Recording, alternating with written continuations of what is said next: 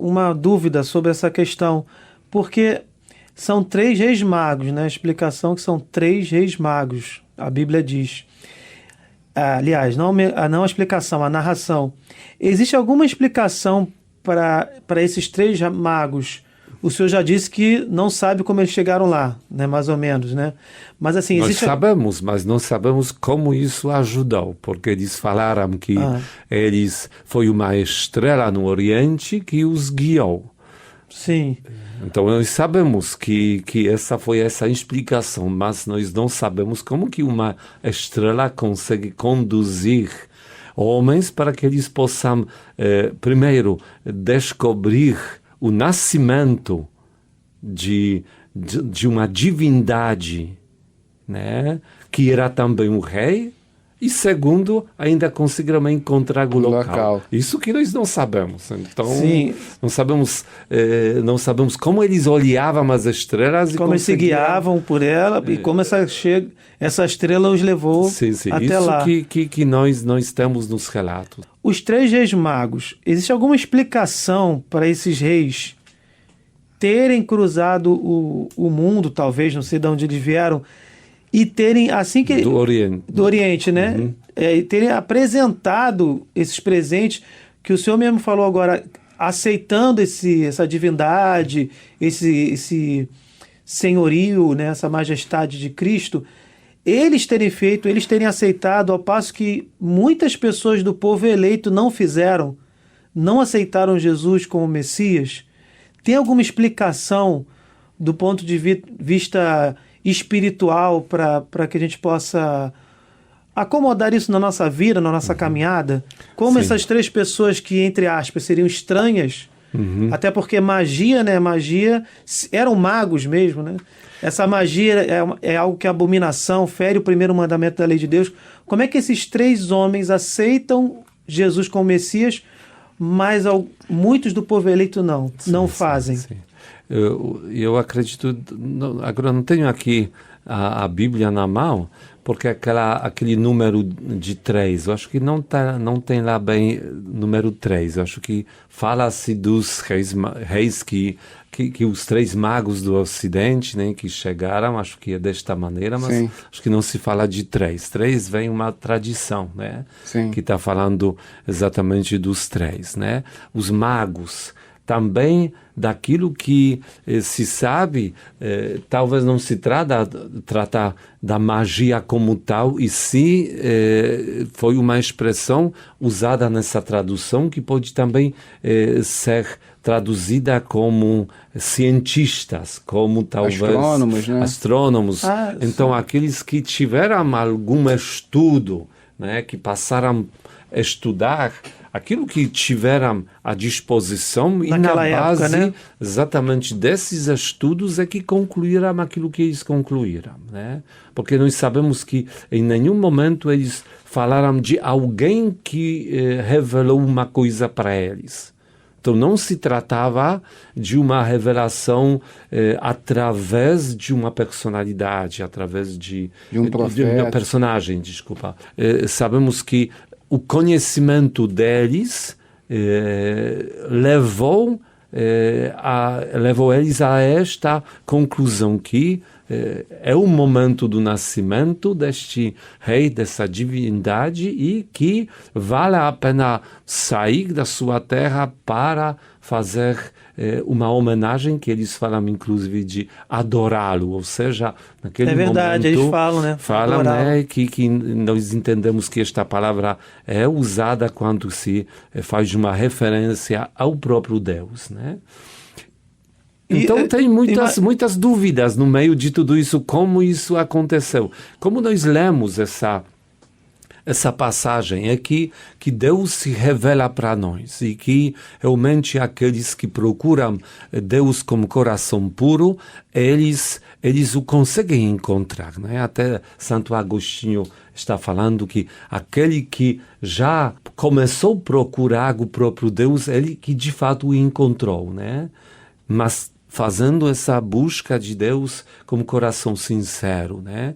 Então, nós entendemos que a partir do momento quando alguém quer encontrar Deus, quem ajuda na busca de Deus é o próprio O Deus. próprio Deus.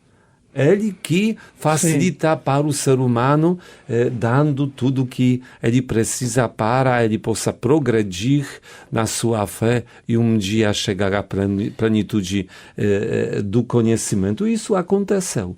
E nós podemos olhar desta maneira que não podemos jamais dizer que a revelação de Deus não pode chegar a outras pessoas. A própria igreja nos fala, né? Sim. Da revelação que ela está plena com a nossa própria igreja, na qual se encontra pleno depósito da fé que Deus, através de Jesus Cristo, trouxe para nós. Mas isso não significa que também a revelação em partes menores não possa estar nas mãos também de outras pessoas que procuram também o próprio Deus com coração puro, mas têm à disposição menos meios. Eles também conseguem, com sua fé, chegar ao conhecimento do próprio Deus e com isso se aproximar da salvação. Dei uma olhadinha aqui, ainda bem rápida, né? Mateus 2, do 1 ao 12, é o texto que fala dos magos, e realmente não fala de 3.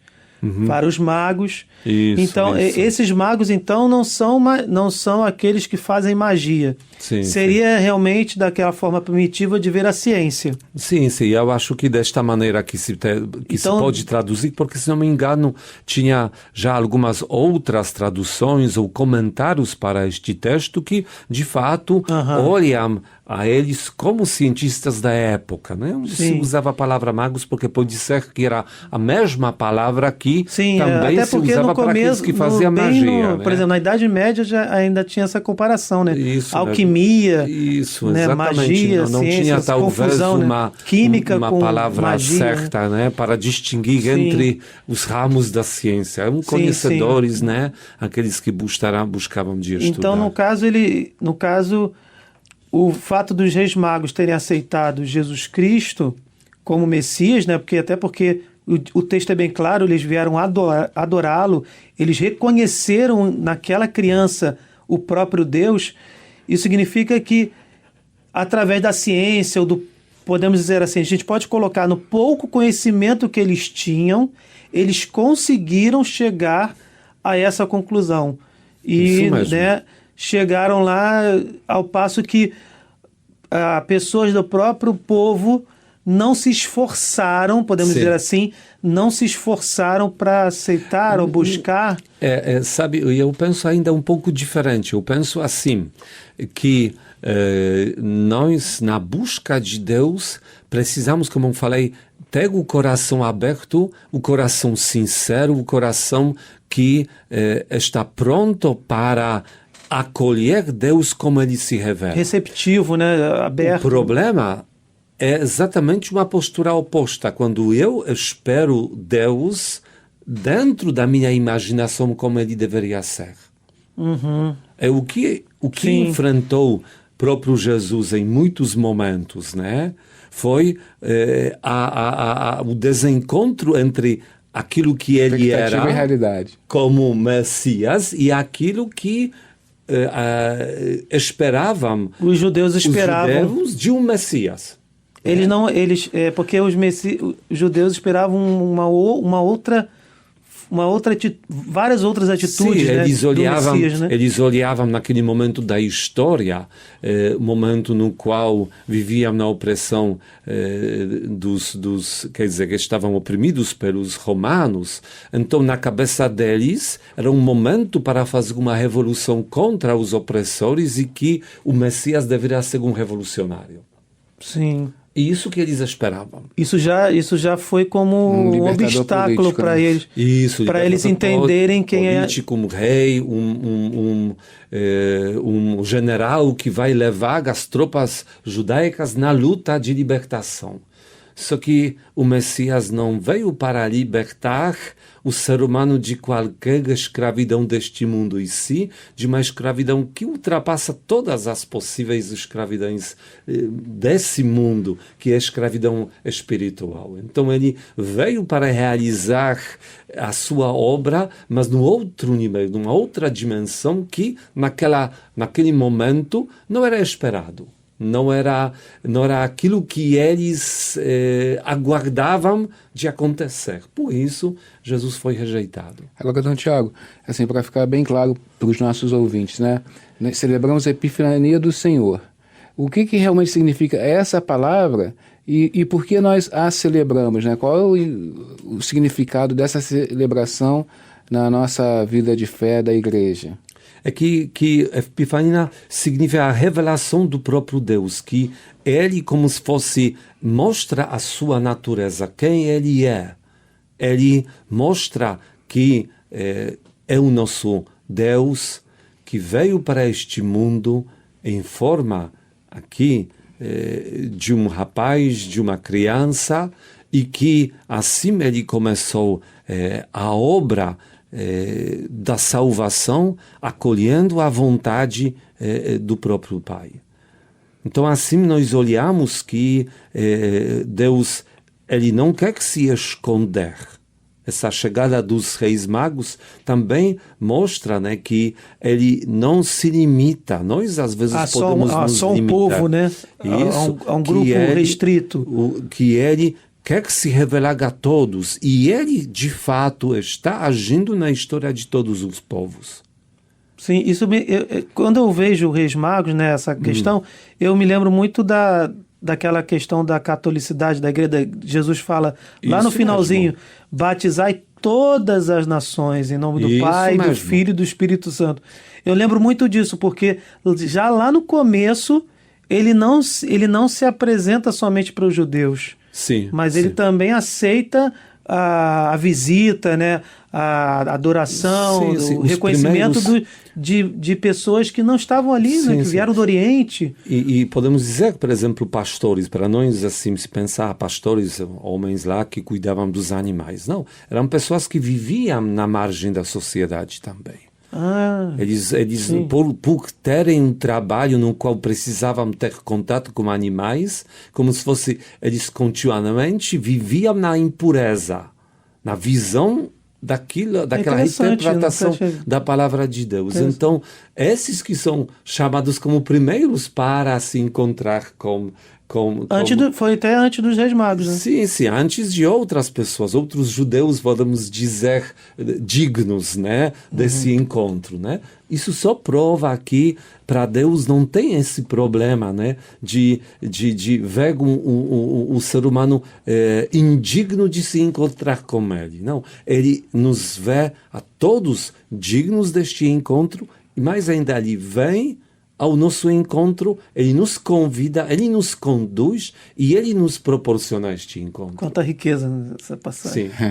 Então é importante que nós possamos ver a beleza de Deus, que ela não se limita apenas numa única, estreita visão daquilo que deveria ser. Para Deus não tem limites. O Espírito Santo, ele sopra onde ele quer.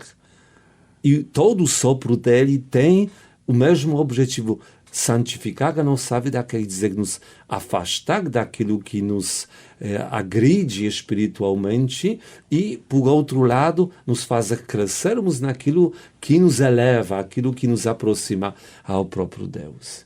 E assim, com certeza, nós precisamos, desta maneira, olhar a história da fé na nossa vida, apesar dos nossos pecados, limitações, e assim que temos que ver a história da fé de tantas outras pessoas que hoje talvez se encontram muito distante de Deus, aquele que se revela. Mas se eles vivem na sinceridade do seu coração, na coerência com a sua consciência, eles com certeza já têm oportunidade de se encontrar de uma maneira com o próprio Deus e crescer exatamente neste encontro, quem sabe um dia chegar ao conhecimento pleno. Então que Deus abençoe todos nós nessa experiência da fé revelada pelo próprio próprio Deus. Louvado seja nosso Senhor Jesus Cristo. Para sempre seja louvado.